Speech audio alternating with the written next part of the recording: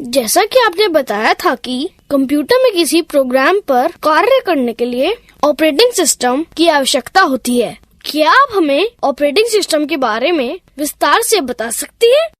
बिल्कुल रोहन, चलो हम ऑपरेटिंग सिस्टम के बारे में विस्तार से विचार करते हैं। ऑपरेटिंग सिस्टम एक प्रोग्राम है जो कंप्यूटर के अन्य प्रोग्रामों से पारस्परिक संबंध स्थापित करने में हमारी सहायता करता है। ऑपरेटिंग सिस्टम के बिना कंप्यूटर बेकार है। कई तरह के ऑपरेटिंग सिस्टम उपलब्ध होते हैं।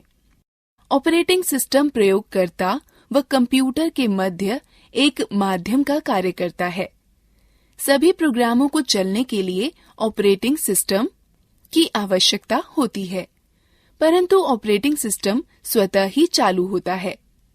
कंप्यूटर को चालू करते ही ऑपरेटिंग सिस्टम स्वतः ही चालू हो जाता है।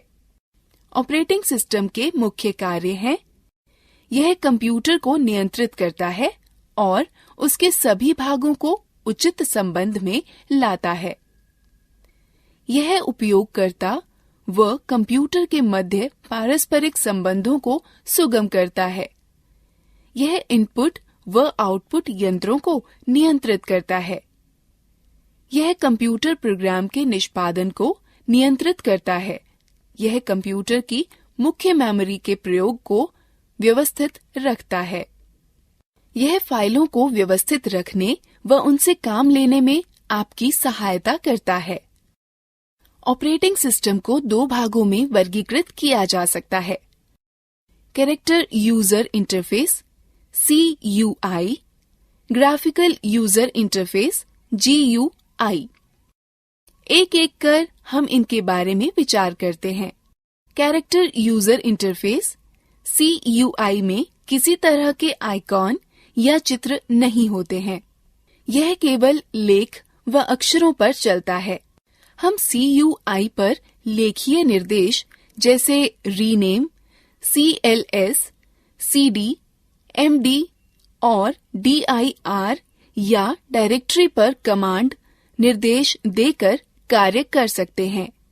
CUI का एक उदाहरण है disk operating system. Graphical user interface GUI की पृष्ठभूमि चित्र वाली होती है और साथ साथ बहुत सारे आइकॉन भी होते हैं। GUI के उदाहरण हैं Windows XP, Windows XNT, Windows 7 और उबुंटू। GUI को पुनः दो भागों में विभाजित किया जा सकता है: सांपत्तिक मालिकाना सॉफ्टवेयर और स्वतंत्र या मुक्त सॉफ्टवेयर। मालिकाना सॉफ्टवेयर एक प्रकार का कंप्यूटर सॉफ्टवेयर है जिसकी अनुज्ञप्ति कॉपीराइट धारक के विशिष्ट कानूनी अधिकार के अधीन होती है। मालिकाना सॉफ्टवेयर के उपयोग के लिए अनुज्ञप्ति की आवश्यकता होती है, जो उसकी फीस देने या भुगतान करने के बाद ही प्राप्त होता है। इनका प्रयोग वैध अनुज्ञप्ति के बाद ही किया जा सकता है। उपयोगकर्ता इनको न तो परिवर्तित, न साझा कर सकता है, न ही पढ़ सकता है और न ही पुनर्वितरित कर सकता है। मालिकाना सॉफ्टवेयर के सामान्य उदाहरण हैं Microsoft, Apple INC, IBM operating system व यूनिसिस। स्वतंत्र या मुक्त सॉफ्टवेयर वे सॉफ्टवेयर हैं जिनको उपयोगकर्ता इंटरनेट से बिना किसी फीस के डाउनलोड कर सकता है। यह एक खुले लाइसेंस स्रोत के तहत उपलब्ध होते हैं, जो उपयोगकर्ता को सॉफ्टवेयर परिवर्तित करने, साझा करने और पुनर्वितरित करने की आजादी देता है। यद्यपि परिवर्तन करने के लिए कॉपीराइट अधिकार नहीं दिए गए होते हैं। स्वतंत्र या मुक्त सॉफ्टवेयर के सामान्य उदाहरण हैं यूनिक्स, लाइनक्स, ऑरोरा UX और ओनिन सोलरिस। हमें माइक्रोसॉफ्ट विंडोज के बारे में जानना चाहिए, जो कि सबसे ज्यादा प्रचलित ऑपरेटिंग सिस्टम है। अरे हाँ, मैंने माइक्रोसॉफ्ट विंडोज के बारे में बहुत सुना है। माइक्रोसॉफ्ट विंडोज माइक्रोसॉफ्ट द्वारा विकसित किए गए एवं बेचे गए ग्राफिकल इंटरफेस ऑपरेटिंग सिस्टम की श्रृंखला है। अधिकतर जिन कंप्यूटरों का हम प्रयोग करते हैं उनमें माइक्रोसॉफ्ट विंडोज का ऑपरेटिंग सिस्टम पूर्व स्थापित होता है। यदि आपके कंप्यूटर में विंडो ऑपरेटिंग सिस्टम नहीं है तो आप अनुज्ञप्त प्राप्त सॉफ्टवेयर प्रमाणित सॉफ्टवेयर विक्रेता के यहाँ से खरीद सकते हैं। इसके अतिरिक्त इस सॉफ्टवेयर को माइक्रोसॉफ्ट की वेबसाइट से ऑनलाइन भी खरीदा जा सकता है। GUI इंटरफेस प्रोग्राम प्रयोग करने व उनको संगठित करने में आपकी सहायता करता है। विंडोज विजिविग प्रकार के इंटरफेस होते हैं, जिसका अर्थ है कि जो आप देखते हैं वही आप प्राप्त करते हैं। यदि आपके कंप्यूटर का ऑपरेटिंग सिस्टम विंडोज है तो कंप्यूटर चालू करते ही सबसे पहले दिखने वाली स्क्रीन डेस्कटॉप कहलाती है। आप विंडोज डेस्कटॉप का प्रयोग सभी प्रोग्राम संचालित करने, संगठित करने में कर सकते हैं। डेस्कटॉप 2 भागों में विभाजित होता है, मुख्य भाग या विंडोज डेस्कटॉप तथा टास्क बार। नीचे पतली पट्टी को टास्क बार कहते हैं। टास्क बार में स्टार्ट बटन होता है, जिसके जरिए हम कंप्यूटर के अन्य प्रोग्रामों तक पहुंच सकते हैं। टास्क बार की पृष्ठभूमि को वॉलपेपर कहते हैं। कंप्यूटर आरंभ करने पर सबसे पहले दिखने वाली स्क्रीन डेस्कटॉप कहलाती है। डेस्कटॉप पर दिखने वाली छोटे छोटे चित्र आइकॉन कहलाते हैं।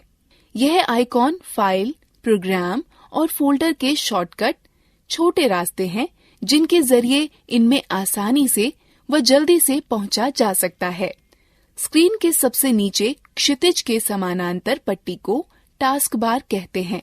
टास्क बार पर एक और स्टार्ट बटन और दूसरी तरफ कई छोटे छोटे आइकॉन व शॉर्टकट होते हैं। कंप्यूटर पर चल रहे सभी उपयोजन व प्रोग्राम टास्क बार पर आइकॉन के रूप में दिखते हैं। कंप्यूटर पर चल रहे सभी एप्लीकेशन व प्रोग्राम इन्हीं आइकॉन के द्वारा एक्सेस उपयोग किए जा सकते हैं। टास्क बार कंप्यूटर पर चल रहे विभिन्न प्रोग्रामों में एक से दूसरे पर जाने का रास्ता उपलब्ध कराता है। यदि बहुत सारे एप्लीकेशन प्रोग्राम चल रहे हों और टास्क बार पर सभी आइकॉनों के लिए स्थान कम हो तो एक तरह के आइकॉन एक समूह में आ जाते हैं। स्टार्ट बटन के द्वारा आप अन्य प्रोग्रामों व सिस्टम की अन्य उपयोगिताओं का प्रयोग कर सकते हैं। स्टार्ट मेन्यू में मौजूद कंट्रोल पैनल का उपयोग कंप्यूटर में विभिन्न हार्डवेयर और सॉफ्टवेयर के विन्यासों या सेटिंग को बदलने के लिए किया जाता है। स्टार्ट मेन्यू के हेल्प और सपोर्ट मेन्यू का उपयोग विंडोज पर कार्य के दौरान आवश्यकता पड़ने पर सहायता प्राप्त करने के लिए किया जाता है। स्टार्ट मेन्यू की सहायता से आप मात्र एक क्लिक में कंप्यूटर को बंद कर सकते हैं, लॉग ऑफ या पुनः चालू कर सकते हैं। निम्न प्रक्रिया से आप अपने सिस्टम की तारीख व समय परिवर्तित कर सकते हैं। पहले टास्क बार पर दाईं ओर दिख रहे तारीख व समय पर क्लिक करें, तब एक घड़ी व कैलेंडर प्रकट होगा। टास्क बार पर तारीख व समय पर क्लिक करें, तब समय व तारीख परिवर्तन लिंक पर क्लिक करें। तत्पश्चात समय व तारीख परिवर्तन बटन पर क्लिक करें। समय व तारीख निर्धारित करें।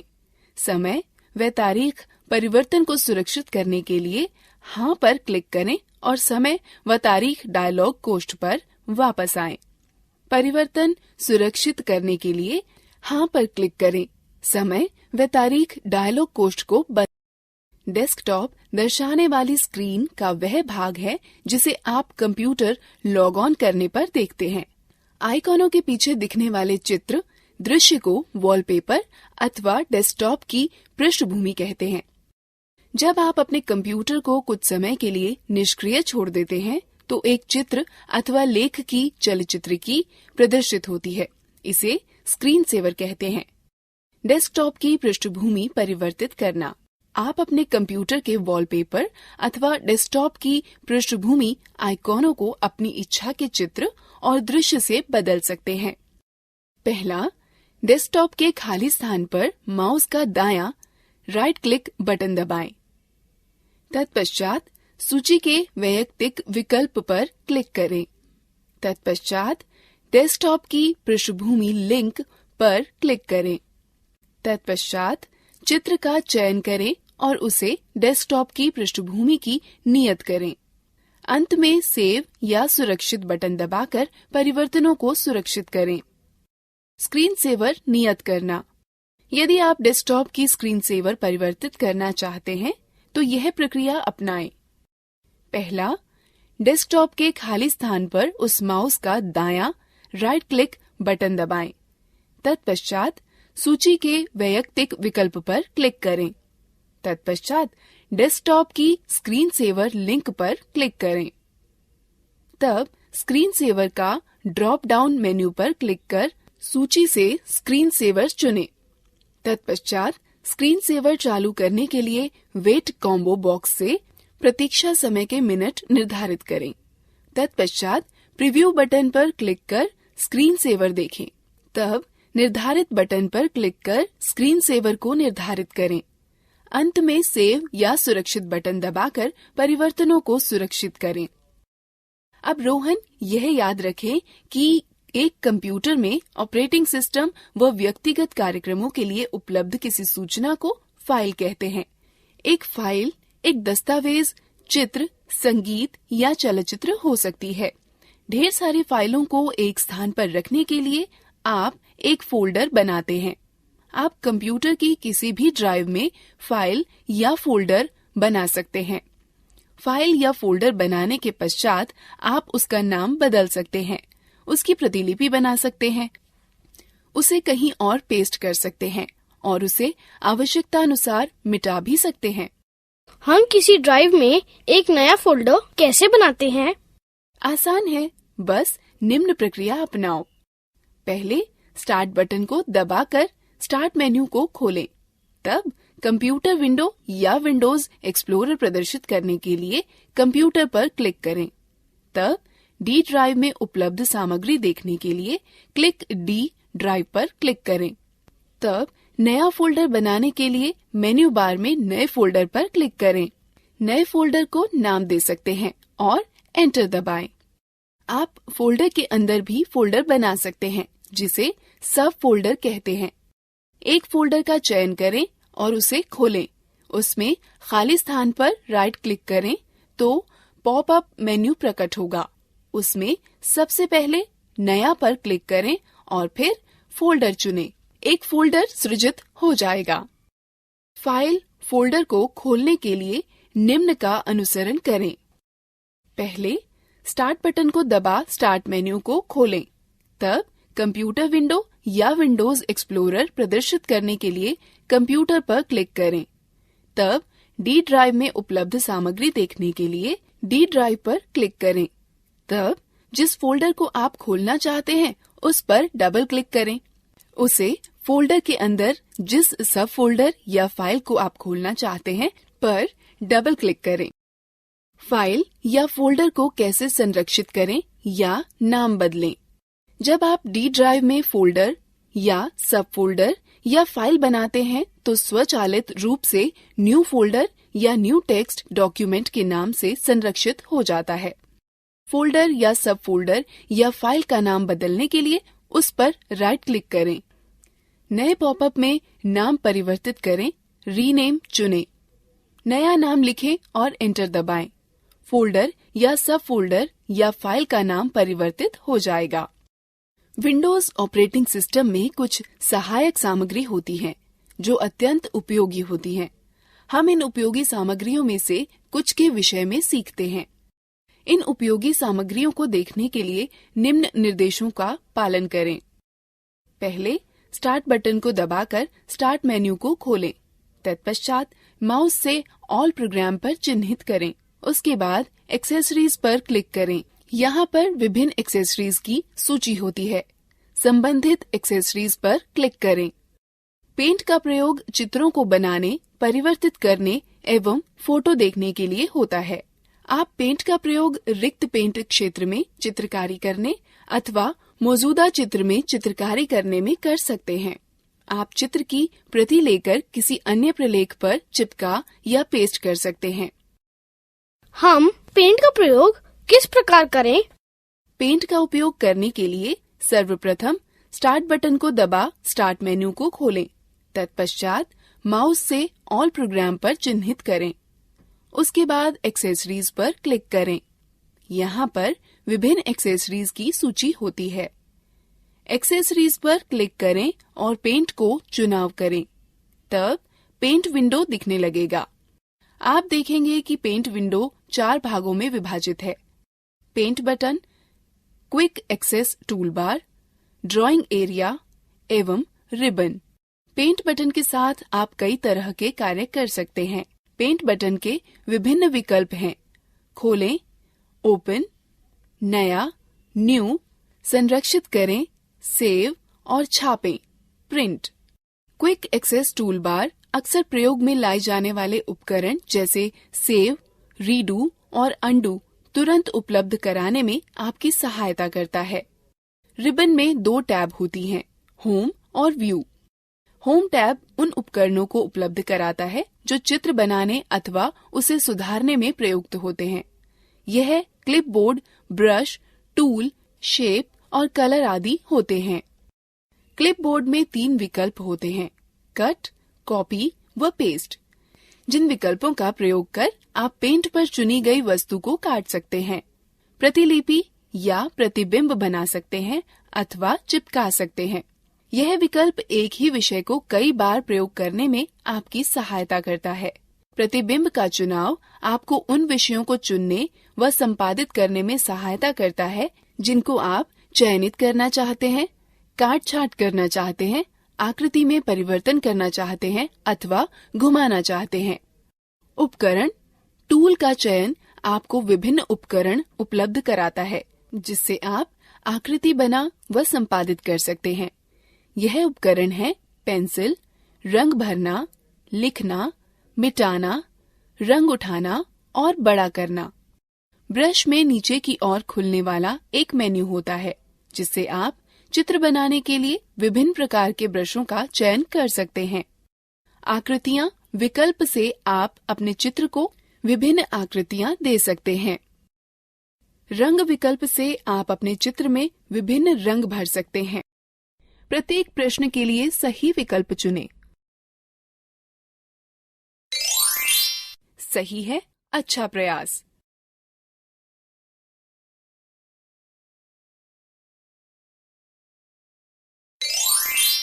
सही है, अच्छा प्रयास।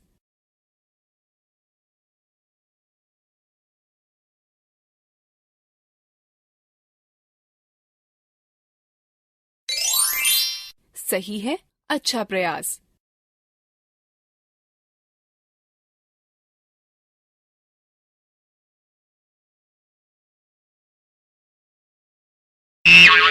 सही नहीं है, कृपया पुनः प्रयास करें। सही है, अच्छा प्रयास। दीदी, तुमने यह भी कहा था कि माइक्रोसॉफ्ट विंडो के विपरीत यहाँ मुफ्त ऑपरेटिंग सिस्टम भी उपलब्ध है। क्या तुम इसके बारे में और ज्यादा जानती हो? हाँ रोहन, लाइनक्स एक बहुत प्रसिद्ध मुक्त अथवा खुले स्रोत का ऑपरेटिंग सिस्टम है। यह सॉफ्टवेयर सबके लिए मुफ्त है और इंटरनेट से डाउनलोड भी किया जा सकता है। चलो हम इस पर नजर डालते हैं। लाइनक्स यूनिक्स ऑपरेटिंग सिस्टम एक बहुत ही जाना माना वर्जन है जो लाइनस टोरवाल्ड्स द्वारा विकसित किया गया है। लाइनक्स माइक्रोसॉफ्ट विंडो जैसे दूसरे ऑपरेटिंग सिस्टम की तरह होता है। लाइनक्स की सबसे खास बात यह है कि ये बहुत ही गतिशील है। उपयोगकर्ता इस सॉफ्टवेयर को विकसित करने, संशोधन करने अथवा प्रसारित करने के लिए स्वतंत्र हैं।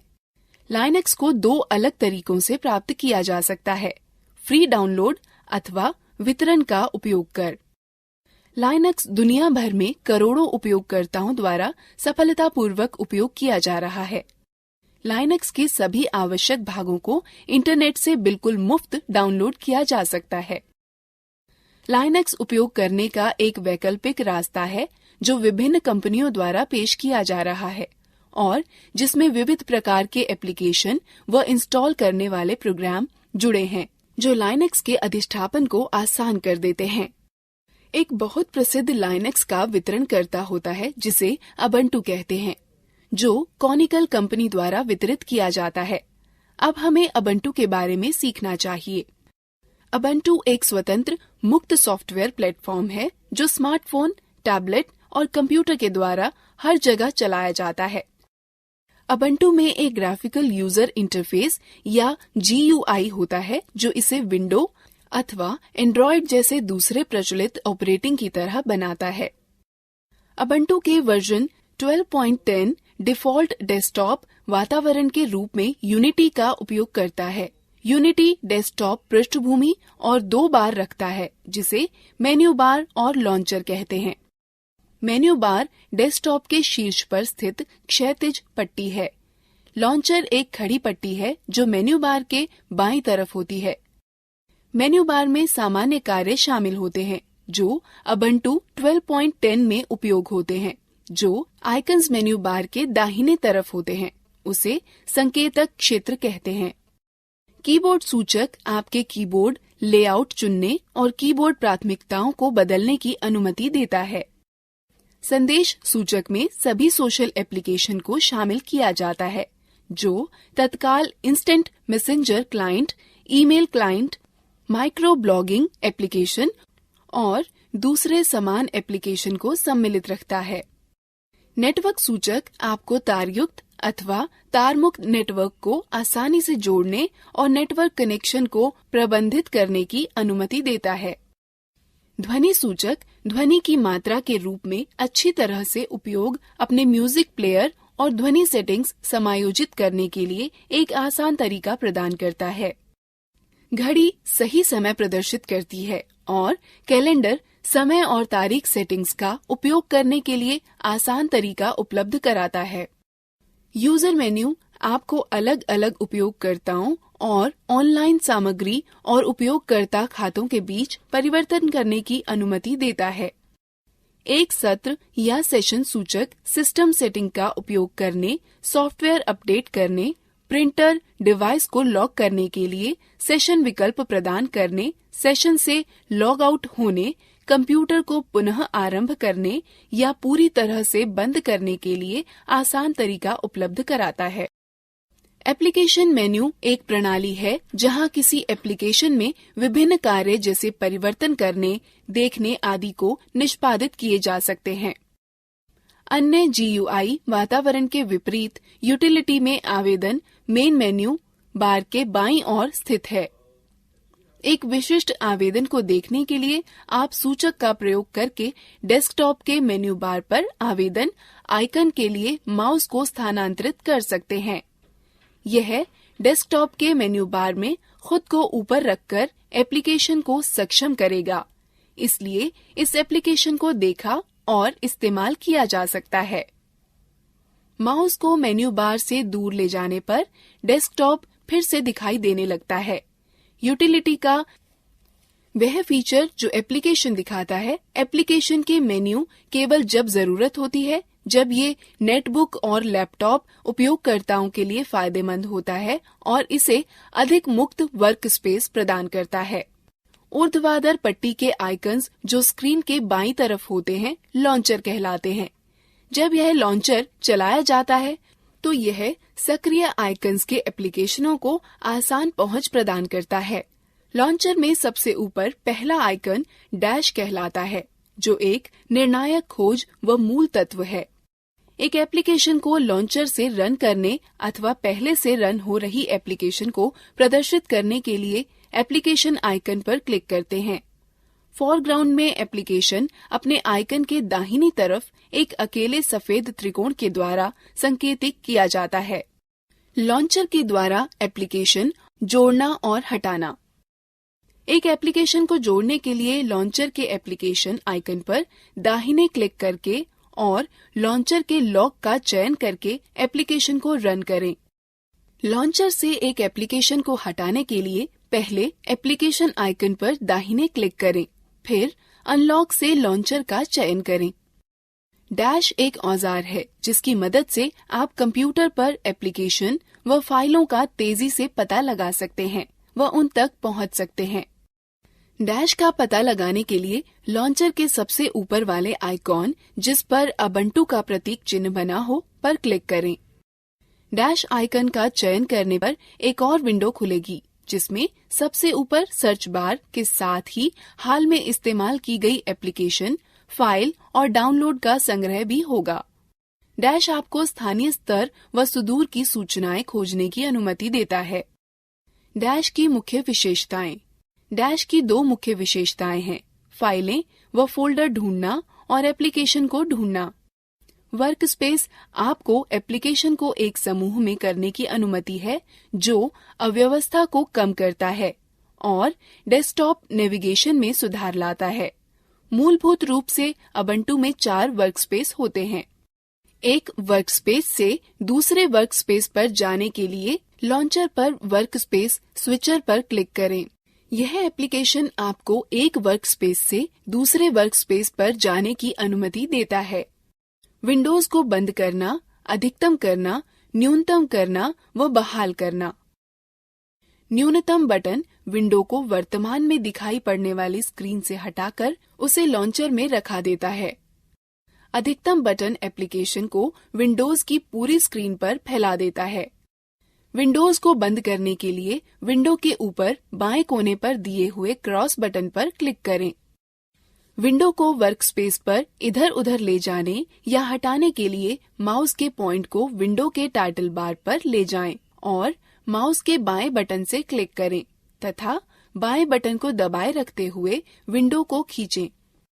विंडो का आकार बदलने के लिए माउस पॉइंटर को विंडो सिरे पर या कोने पर ऐसे रखें कि माउस पॉइंटर 2 तरफा तीर में परिवर्तित हो जाएगा, जिसे रीसाइज आइकॉन कहते हैं।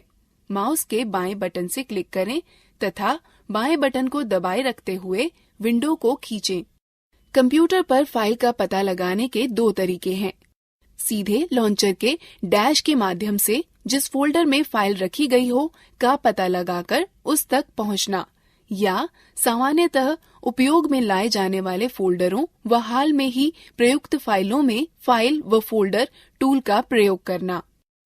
गो मेन्यू सामान्यतः प्रयोग में आने वाली फोल्डरों की सूची होती है।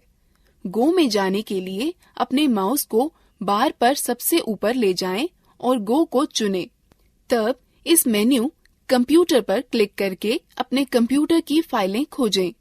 यदि आप होम नेटवर्क स्थापित करते हैं तो आपको साझा की गई फाइल या फोल्डरों के लिए मेन्यू में आइटम मिल जाएगा।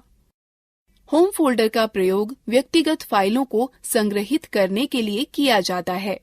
यह उपयोगकर्ता के लॉगिन नाम से मेल खाता है। इसमें बहुत सारे वे फोल्डर होते हैं जो इंस्टॉलेशन के दौरान अपने आप बन जाते हैं। इसमें डेस्कटॉप दस्तावेज, डाउनलोड, म्यूजिक, संगीत, चित्र, पब्लिक, टेम्पलेट्स और वीडियो शामिल हैं। Nautilus file manager. जैसे विंडो के पास फाइल व फोल्डरों को खोजने के लिए विंडो एक्सप्लोरर होता है, उसी प्रकार उबुंटू फाइल व फोल्डरों को खोजने के लिए डिफॉल्ट रूप से नॉटिलस फाइल मैनेजर का प्रयोग करता है। दीदी, नॉटिलस फाइल मैनेजर कहाँ है? Nautilus file manager window. Desktop पर एक फोल्डर पर डबल क्लिक करो, नॉटिलस फाइल मैनेजर विंडो खुल जाएगी। डिफॉल्ट विंडो में निम्न विशेषताएं होती हैं: menu bar, title bar, tool bar, बायां पैन व दायां पैन। नॉटिलस नेविगेट करने के निम्न पद हैं। फोल्डरों के बीच नेविगेट करने के लिए नॉटिलस फाइल मैनेजर के बाएं पैन में पुस्तक चिन्हों का प्रयोग करें। वापस जाने के लिए पाथ बार में फोल्डर के नाम पर क्लिक करें। एक दिखने वाले फोल्डर पर डबल क्लिक आपकी उसे नेविगेट करने में सहायता करेगा। नॉटिलस के साथ फाइल को खोलने के लिए उसके आइकन पर डबल क्लिक करें अथवा आइकन पर दायां क्लिक करें और ओपन विथ के विकल्पों में एक को चुनें। नॉटिलस में एक नया फोल्डर बनाने व सेव करने के लिए पहले फाइल पर क्लिक करें और फिर क्रिएट न्यू फोल्डर पर क्लिक करें। उसके बाद बनने वाले डिफॉल्ट फोल्डर का नाम अनटाइटल्ड फोल्डर को इच्छानुसार नाम दें। यह नॉटिलस में सुरक्षित हो जाएगा। फाइल या फोल्डर को कॉपी करने या प्रतिलिपि बनाने के स्टेप्स हैं। पहले एडिट पर क्लिक करें, फिर आइटम पर क्लिक करें अथवा राइट क्लिक करें और पॉपअप मेन्यू से कॉपी चुनें। अब आप कॉपी की गई फाइल को इच्छित स्थान पर पेस्ट करें। कई नॉटिलस विंडोज का प्रयोग करना। आप निम्न प्रकार से कई नॉटिलस विंडो भी खोल सकते हैं। पहले फाइल बनाएं, तब न्यू विंडो पर क्लिक करें। यह नई विंडो खोलेगा और आपको फाइलों या फोल्डरों को 2 स्थानों से ड्रैग करने की अनुमति देगा। नया टैब खोलने के लिए पहले फाइल पर क्लिक करें, फिर न्यू टैब। फाइल की ब्राउजिंग के लिए प्रयोग किए जाने वाले स्थान के ऊपर 2 टैब युक्त एक नई पंक्ति खुलेगी। दूसरा पैन खोलने के लिए व्यू पर क्लिक करें, फिर एक्स्ट्रा पैन पर। यह आपको टैब या विंडो के मध्य स्विच किए बिना ही 2 स्थानों पर एक साथ देखने की सुविधा देता है। आप नॉटिलस या डैश का प्रयोग कर फाइल या फोल्डर को खोज सकते हैं। पहले नॉटिलस में गो सर्च फॉर फाइल पर क्लिक करें या कंट्रोल के साथ F दबाएं। फिर जो खोजना चाहते हो उसे टाइप करें। डैश में सबसे ऊपर सर्च बार में आप केवल खोज का टर्म टाइप करें। उबुंटू में लिब्रे ऑफिस सबसे अधिक लोकप्रिय सुइट है जो डिफॉल्ट रूप से स्थापित होता है। यह भी वैसी ही कार्यप्रणाली उपलब्ध कराता है जैसे कि Microsoft Word, Excel, PowerPoint, सिर्फ इसके कि यह एक मुक्त स्वतंत्र सॉफ्टवेयर है। इन सभी एप्लीकेशनों तक लॉन्चर के द्वारा पहुंचा जा सकता है।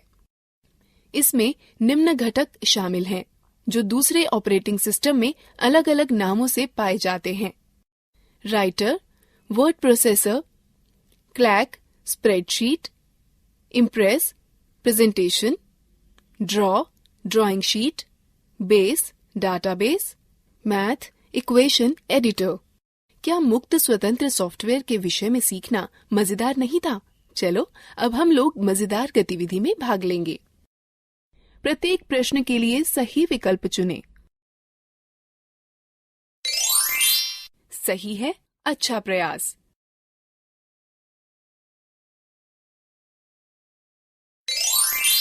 सही है, अच्छा प्रयास।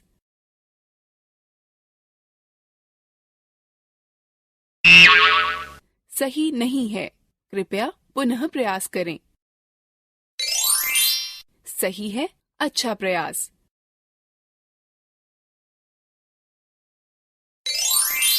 सही है, अच्छा प्रयास। दीदी, क्या मोबाइल फोन व टैबलेट भी कंप्यूटर की तरह ऑपरेटिंग सिस्टम रखते हैं? हाँ रोहन, आजकल मोबाइल फोन व टैबलेट भी पर्सनल कंप्यूटर के ऑपरेटिंग सिस्टम की खूबियां रखते हैं। साथ ही साथ अन्य खूबियां जैसे touch screen, cellular, Bluetooth, wifi, GPS mobile, navigation, camera, video camera, speech recognition, आवाज रिकॉर्डर, म्यूजिक प्लेयर व अन्य विशेषताएं। अधिकांश मोबाइल फोनों में एंड्रॉयड, विंडोज अथवा सिम्बियन ऑपरेटिंग सिस्टम होता है। ओह, मैं मोबाइल फोनों के विषय में और बहुत कुछ जानना चाहता हूँ। क्या आप मुझे सिखा सकती हैं? हाँ बिल्कुल, चलो यहाँ से शुरू करते हैं कि एक मोबाइल फोन में विभिन्न सुविधाओं का प्रयोग कैसे करते हैं। सबसे पहले यह सीखते हैं कि मोबाइल फोन से कॉल कैसे करते हैं। कॉल करने के लिए कीपैड पर फोन नंबर टाइप करें। यदि आपके पास स्मार्टफोन है तो होम स्क्रीन पर फोन आइकन पर जाएं और उस पर टैप दें। आप स्क्रीन पर नंबर पैड देखेंगे। जिस नंबर पर आप बात करना चाहते हैं उसे टाइप करें। उसके बाद बाईं तरफ हरा बटन अथवा उत्तर बटन दबाएं। स्मार्टफोन होने पर हरे बटन पर टैप दें। स्क्रीन दर्शाएगी कि नंबर डायल हो रहा है कि कनेक्ट हो रहा है। इस तरह आप कॉल कर सकते हैं। कॉल समाप्त करने के लिए लाल बटन दबाएं अथवा लाल बटन पर टैप दें। अब हम सीखते हैं कि कॉल का उत्तर कैसे दें अथवा निरस्त कैसे करें। जब आपके फोन की घंटी बजे तो उत्तर देने के लिए हरा बटन दबाएं। स्मार्टफोन होने पर बाएं से दाएं स्वाइप करें। कॉल निरस्त करने के लिए लाल बटन दबाएं। स्मार्टफोन होने पर दाएं से बाएं स्वाइप करें। हम पिछले मिलाए गए नंबर पर कॉल कैसे कर सकते हैं? आसान है। पहले होम स्क्रीन पर बाईं तरफ के हरे बटन को दबाएं। यह सभी डायल किए गए, प्राप्त किए गए व छूटे नंबरों की सूची दिखाएगा। स्मार्टफोन होने पर फोन आइकन पर टैप दें। यह सभी डायल किए गए, प्राप्त किए गए व छूटे नंबरों की सूची दिखाएगा। उसके पश्चात नंबर चुनें और हरा बटन दबाएं। इसी तरह स्मार्टफोन होने पर नंबर पर टैप दें। नंबर की डायल होने लगेगा। आप कॉल इतिहास इस तरह देख सकते हैं। पहले स्टैंड बाय मोड में मेन्यू दबाएं। स्मार्टफोन होने पर फोन आइकन पर टैप दें। तब कॉल रजिस्टर या कॉल इतिहास या कॉल लॉग चुनें। उसके बाद यह प्राप्त कॉल, छूटी कॉल, डायल की गई कॉल के 3 टैब दिखाएगा। फिर जिस टैब को आप देखना चाहते हैं उस पर क्लिक करें।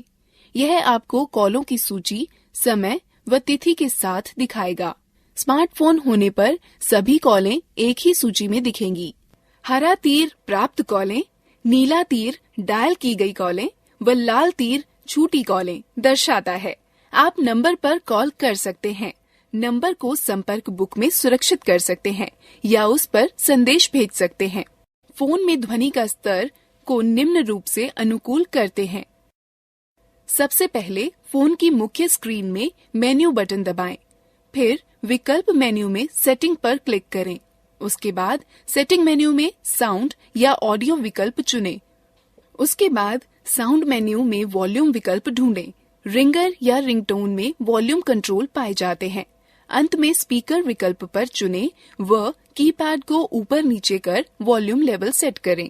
आपके स्मार्टफोन में आवाज नियंत्रित करने वाले बटन बाहर होते हैं। मात्र इधर उधर दबाकर आवाज की प्रबलता नियंत्रित की जाती है। मैं अपने मित्र का फोन नंबर व अमित का नाम शामिल करना चाहता हूँ। मैं कैसे कर सकता हूँ? आप नया संपर्क ऐसे जोड़ सकते हैं। जब फोन स्टैंड बाय मोड में हो तो मेन्यू दबाएं। स्मार्टफोन होने पर फोन आइकॉन पर टैप दें। तब मेन्यू विकल्प में अपने फोन की फोन बुक पर जाएं। यह होम स्क्रीन पर फोन के एक चित्र अथवा शब्द फोन बुक या संपर्क से दिखाई गई होगी।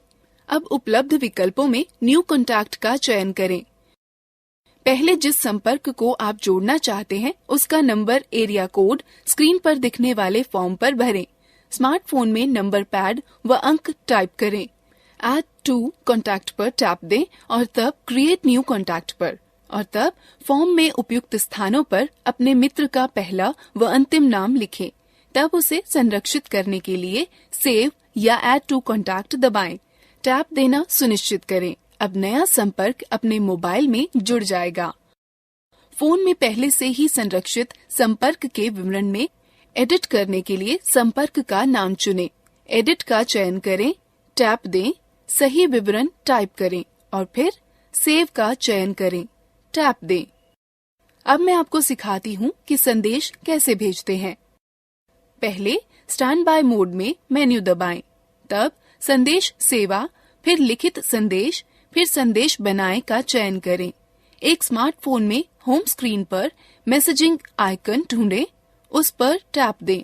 आप देखेंगे कि संदेशों की सूची खुलेगी। संदेश बनाएं, संदेश लिखें को चुनें। स्मार्टफोन में राइट मैसेज आइकॉन पर टैप करें। टेक्स्ट बॉक्स में संदेश लिखें। चित्र या कुछ अन्य जोड़ने के लिए विकल्प का चयन करें। फिर इंसर्ट ऑब्जेक्ट दबाएं। स्क्रॉल कर नीचे वांछित पिक्चर या ऑब्जेक्ट आए। व्यू फिर इंसर्ट दबाएं। नियत स्थान पर प्राप्तकर्ता का नंबर लिखें अथवा यदि आप सुरक्षित किए हुए किसी संपर्क को संदेश भेजना चाहते हैं तो फोन बुक पर क्लिक करें। संपर्क का चयन कर ओके पर क्लिक करें। स्मार्टफोन में प्राप्तकर्ता के नाम के कुछ अक्षर टू कॉलम में लिखें। आप देखेंगे कि कॉन्टैक्ट बुक से नामों की सूची प्रकट होगी। वांछित नाम पर टैप दें। भेजने के लिए भेजें पर क्लिक करें या टैप दें। प्राप्तकर्ता को मैसेज भेज दिया जाएगा। मुख्य सूची पर वापस आने के लिए समाप्त या निरस्त पर क्लिक करें। टैप दें। आप अपना संदेश ऐसे पढ़ सकते हैं। जब आपको संदेश प्राप्त होता है तो आप होम स्क्रीन में सबसे ऊपर लिफाफे का निशान का आइकन देखेंगे। आप स्क्रीन पर एक बॉक्स में एक मैसेज रिसीव्ड लिखा हुआ देखेंगे। नए संदेश को देखने के लिए शो दबाएं, संदेश पढ़ें। दीदी, क्या हम मोबाइल फोन के द्वारा इंटरनेट का प्रयोग कर सकते हैं? बिल्कुल रोहन, तुम कर सकते हो। यह तो बहुत अच्छा है। मोबाइल फोन द्वारा इंटरनेट का प्रयोग करने के लिए हमें क्या चाहिए होगा?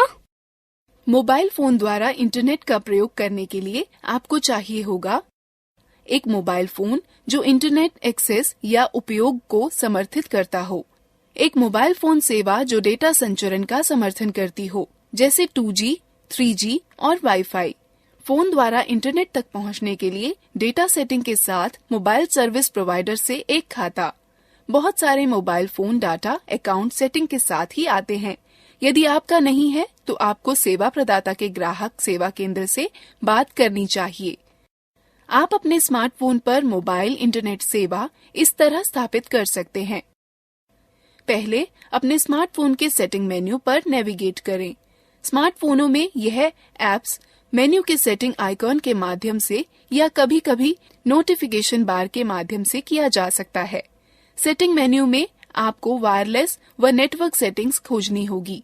ज्यादातर उपकरणों में मोर या मोर सेटिंग्स बटन जो भी उपलब्ध हो उस पर क्लिक करें। जब वायरलेस और नेटवर्क सेटिंग हो जाती है तो आप इंटरनेट, वाईफाई या मोबाइल नेटवर्क के माध्यम से जोड़ सकते हैं। वाईफाई से जुड़ने के लिए निम्न पदों का अनुसरण करें। पहले सेटिंग विकल्प से अथवा नोटिफिकेशन मेन्यू में वाईफाई बटन को क्लिक करके वाईफाई विकल्प को चालू करें। तब आपको उपलब्ध इंटरनेट नेटवर्कों की सूची दिखाई देगी। यदि आपने वाईफाई नेटवर्क पहले से ही सेव कर रखा है तो यह ऑटोमेटिक ही जुड़ जाएगा। अन्यथा आपको वाईफाई नेटवर्क जिसे आप जोड़ना चाहते हैं चुनना होगा। यदि पासवर्ड की आवश्यकता हो तो उसे इंटर करें और कनेक्ट पर क्लिक करें। इंटरनेट का उपयोग करने के लिए इंटरनेट ब्राउजर का उपयोग करें। इंटरनेट के लिए मोबाइल नेटवर्क जोड़ना। पहले वायरलेस व नेटवर्क विकल्प में अधिक सेटिंग या मोर सेटिंग विकल्प पर जाएं। तब मोबाइल नेटवर्क पर क्लिक करें। वहां आपको मोबाइल डाटा चेक बॉक्स को चेक करना होगा। अब इंटरनेट तक पहुंचने के लिए इंटरनेट ब्राउजर का उपयोग करें। कीपैड आधारित फोनों में भी हर कोई बड़ी आसानी से इंटरनेट का उपयोग कर सकता है। पहले मेन्यू में जाएं, फिर इंटरनेट चुनें। तब या तो होम पेज का चयन करें, अन्यथा होम स्क्रीन में 0 को कुछ क्षण के लिए दबाकर रखें। उसके पश्चात वेब एड्रेस इंटर करें और गो टू एड्रेस का चयन करें। तब एड्रेस इंटर करें और ठीक है का चयन करें। वेब खोजने के लिए यदि आप पहली बार सर्च कर रहे हों तो सर्च का चयन करें और खोजे जाने वाले विषय को दर्ज करें और सर्च का चयन करें।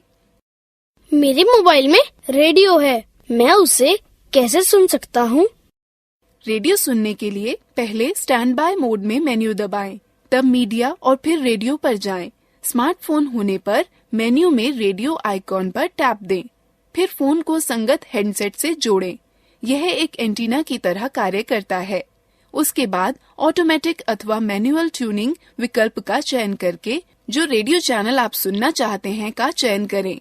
चैनल सेव करें का विकल्प चुन चैनल सुरक्षित करें। तब ऊपर नीचे स्क्रॉल कर वॉल्यूम सेट करें। रेडियो बंद करने के लिए विकल्प फिर बंद करें का चयन करें। टैप दें। मुझे यह भी बताने दें कि मोबाइल फोन पर गाना कैसे बजाते हैं। पहले स्टैंड बाय मोड में मेन्यू दबाएं, तब फोन में उपलब्ध एप्लीकेशन को देखने के लिए मल्टीमीडिया मेन्यू खोलें। म्यूजिक एप्लीकेशन मीडिया या गैलरी के रूप में दर्शाया गया हो सकता है। तब म्यूजिक या साउंड का चयन करें। स्मार्टफोन होने पर मेन्यू में रेडियो आइकॉन पर टैप दें।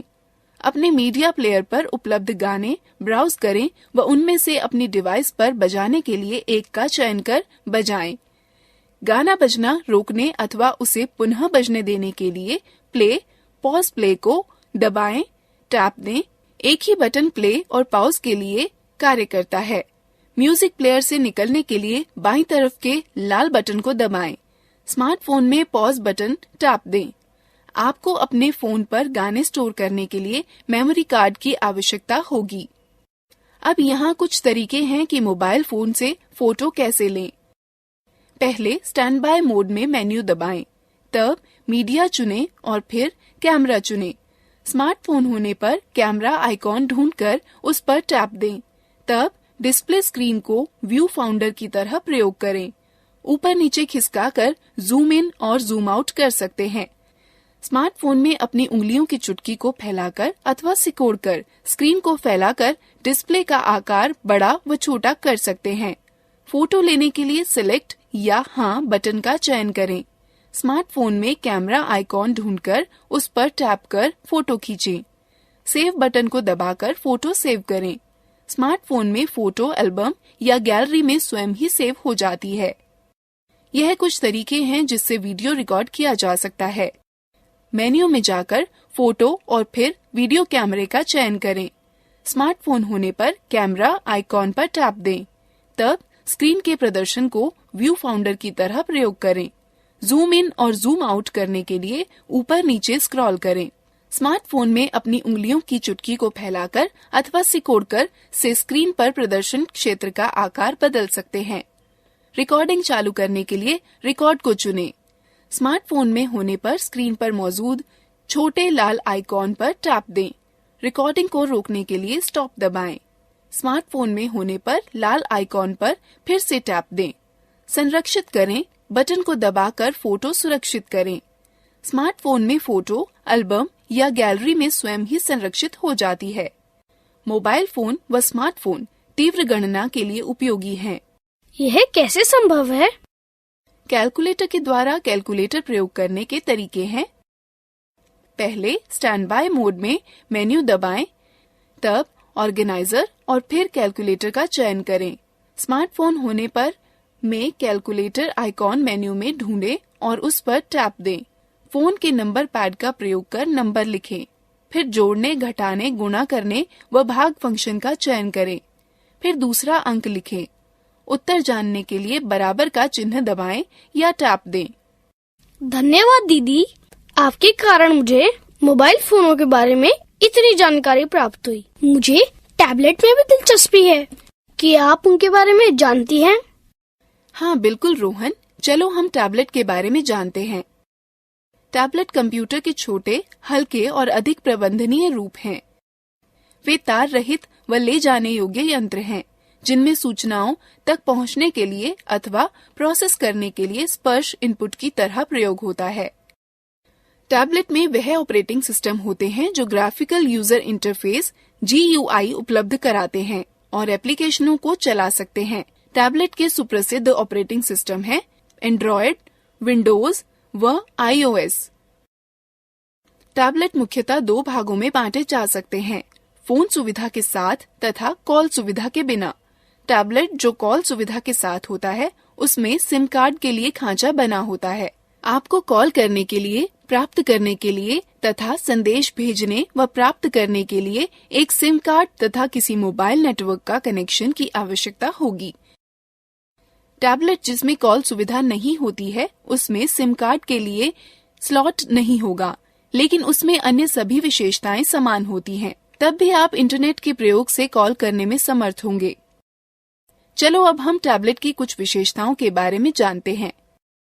अधिकतर टैबलेट निम्न उद्देश्यों के लिए प्रयोग होते हैं: कॉल करने के लिए, कॉल प्राप्त करने के लिए, संदेश भेजने व प्राप्त करने के लिए, गाने सुनने के लिए, फोटो खींचने व वीडियो बनाने के लिए, वीडियो देखने के लिए, ई पुस्तकें पढ़ने के लिए, इंटरनेट चलाने के लिए, ईमेल भेजने व प्राप्त करने के लिए, म्यूजिक, फोटो व वीडियो अन्य से साझा करने के लिए। निम्न तरीके से टैबलेट पर म्यूजिक सुना जा सकता है। सर्वप्रथम एप्लीकेशन मेन्यू पर जाएं, तब म्यूजिक पर टैप देकर पार्श्व या बैकग्राउंड संगीत इंटरफेस को एंटर करें।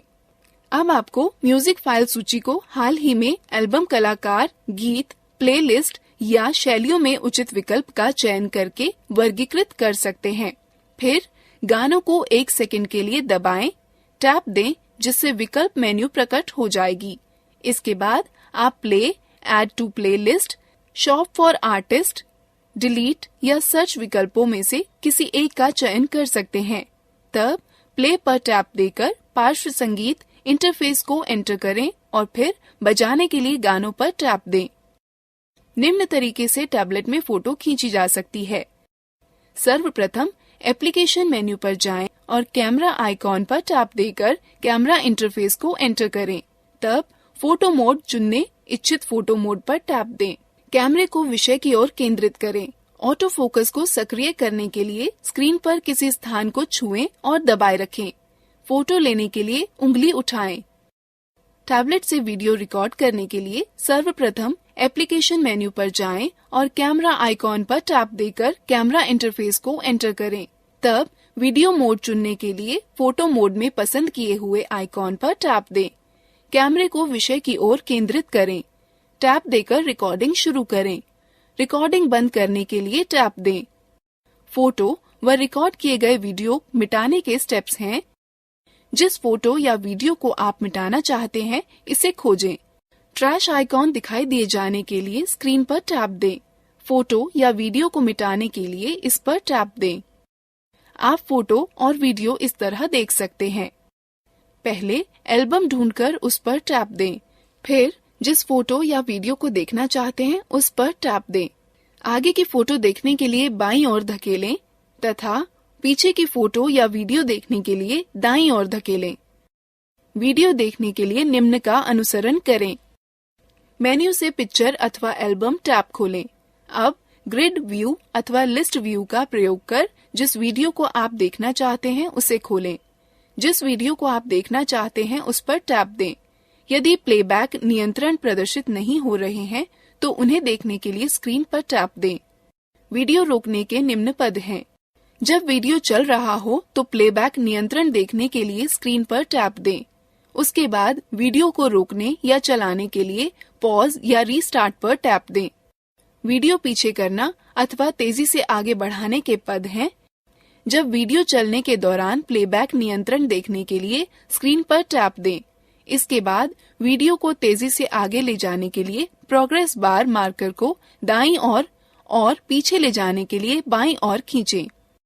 टैबलेट में ई बुक पढ़ने के लिए पहले टैबलेट में इंस्टॉल किए हुए डिफॉल्ट बुक रीडर पर जाएं। फिर बुक रीडर आइकॉन पर टैप दें। उसके बाद पूर्व स्थापित किताबों में से जो किताब पढ़नी हो उसका चयन करें। फिर किताब पढ़ना प्रारंभ करने के लिए बुक्स आइकॉन पर टैप दें। मैंने सुना है कि आप टैबलेट से ईमेल भेज व प्राप्त कर सकते हैं। हाँ रोहन, टैबलेट पर इंस्टॉल किए हुए विशिष्ट एप्लीकेशनों का प्रयोग करके लगभग सभी पॉपअप या IMAP ईमेल पतों का उपयोग ईमेल भेजने व प्राप्त करने के लिए कर सकते हैं। चलिए हम आपको टैबलेट में ईमेल लिखने के तरीकों के बारे में बताते हैं। मेन्यू में इंटरनेट ब्राउजर आइकॉन पर क्लिक करें। फिर ईमेल आइकॉन पर क्लिक करें। एक विंडो खुलेगी जिसके शीर्ष पर एक क्षैतिज बार होगा। जिस ईमेल सर्विस प्रदाता का उपयोग करना चाहते हो उसका URL एंटर करें। उदाहरण के लिए www.gmail.com। अब दिए गए स्थान पर यूजर नेम व पासवर्ड डालें व साइन इन पर टैप दें। यहाँ इस पृष्ठ पर कंपोज या राइट न्यू पर टैप दें।